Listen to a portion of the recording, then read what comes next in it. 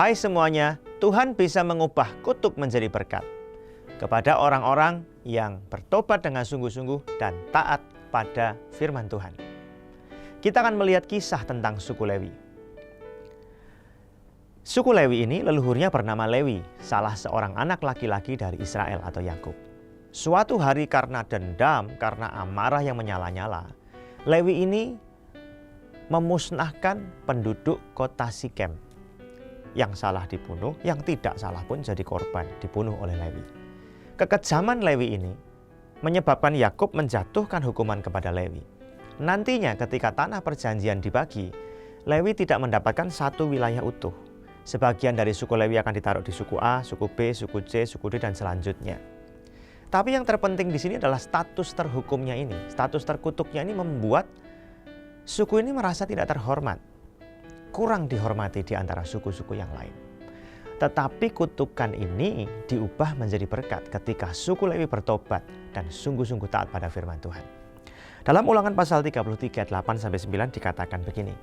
Tentang Lewi ia berkata, biarlah Tumim dan Urimmu menjadi kepunyaan orang yang kau kasihi, yang telah kau coba di masa dengan siapa engkau berbantah dekat mata air Meriba, yang berkata tentang ayahnya dan tentang ibunya, aku tidak mengindahkan mereka.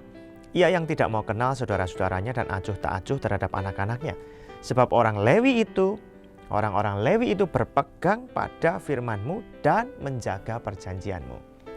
Apa sih yang terjadi pada waktu suku Lewi dan suku-suku Israel yang lain ada dalam perjalanan menuju tanah perjanjian di suatu tempat?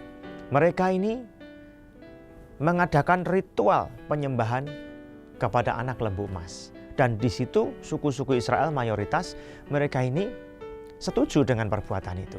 Mereka terlibat di situ. Dan pada waktu itu mereka mengadakan pesta amoral dan kemudian ritual tumbal anak-anak. Saudara sekalian, tindakan yang sangat keji ini membuat Tuhan murka dan Musa marah. Lalu ditanyalah oleh Musa, siapa di antara suku-suku Israel yang setia di pihak Tuhan? Seluruh suku Lewi memutuskan untuk setia di pihak Tuhan. Mereka ini tidak mau mengikuti suara mayoritas yang sedang melawan Tuhan pada waktu itu. Resikonya besar loh bagi suku Lewi. Mereka bisa diserang, dibenci suku-suku yang lain. Tetapi mereka memilih untuk tetap setia kepada Tuhan meskipun resikonya besar buat mereka. Mereka tidak mau menuruti leluhurnya yang salah atau saudara-saudara sesama bangsa Israel yang salah.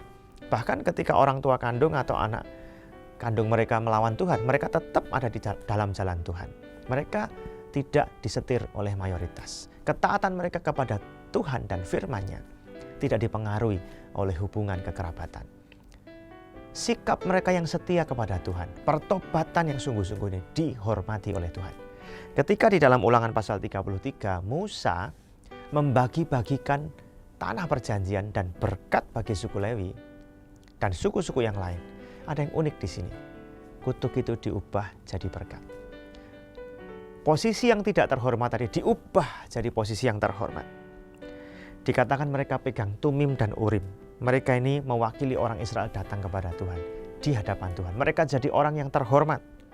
Dikatakan mereka mengajarkan firman Tuhan kepada Yakub.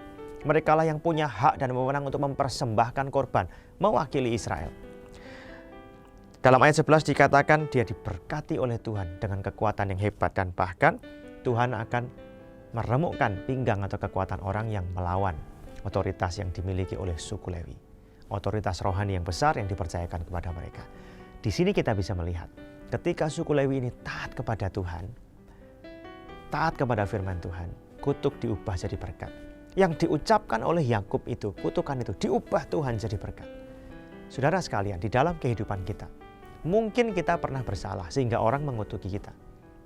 Dan kemudian kutuk itu kena. Tetapi ketika kita bertobat dan taat pada firman Tuhan dengan sungguh-sungguh, kutuk itu dirubah Tuhan jadi berkat. Kedudukan orang Lewi jadi kedudukan yang sangat terhormat. Mereka jadi pemimpin rohani orang-orang Israel. Sangat luar biasa. Oleh karena itu, saudara sekalian, kita memang perlu berhati-hati. Agar kita jangan sampai melakukan hal yang salah kemudian orang mengutuki kita. Kalau kita nggak salah, orang mengutuki kita nggak akan kena. Ya. Tetapi kalau kita salah, hati-hati bisa kena. Tapi ketika kita bertobat, Tuhan bisa mengubah kutuk itu menjadi berkat.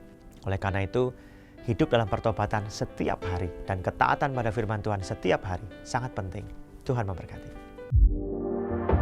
Hai semuanya, kuis minggu lalu pertanyaannya adalah, meskipun aku lahir dari tempat yang sangat dijaga kebersihannya, tetapi aku menyakiti atau melukai banyak orang. Jawabannya adalah perkataan menyakitkan. Karena belum ada jawaban yang benar, maka hadiah ini akan diberikan untuk hadiah dalam kuis berikutnya.